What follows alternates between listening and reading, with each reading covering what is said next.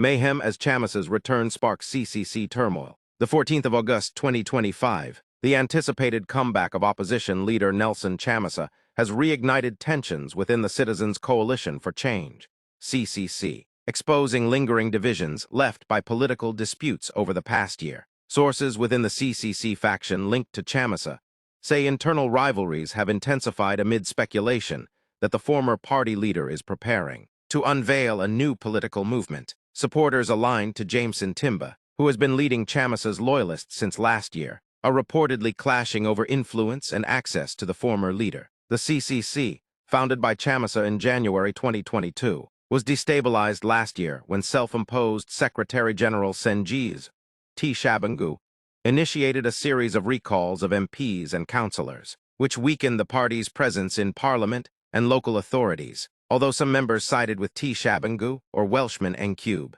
Chamisa's allies regrouped under Timber, but tensions remain high. Social media platforms, including WhatsApp and X, have become battlegrounds for verbal exchanges, with accusations of infiltration and ZANU-PF proxy activity being traded. In one instance, a heated debate in a WhatsApp group called CNA Social, made up of prominent CCC figures, led to members being removed over disagreements on strategies to exclude suspected TSHABANGU sympathizers. Critics have accused certain members of exploiting Chamisa's name for personal influence. One message in the group read, "The most painful thing is that those silencing others were never elected. They lie and abuse our leader's name for personal gain." Timba said the party maintains official communication platforms with rules in place, but individual interactions in private groups fall under personal freedoms protected by the Constitution. Chamisa has not publicly revealed his next political step, but insiders claim preparations for a new platform are well underway.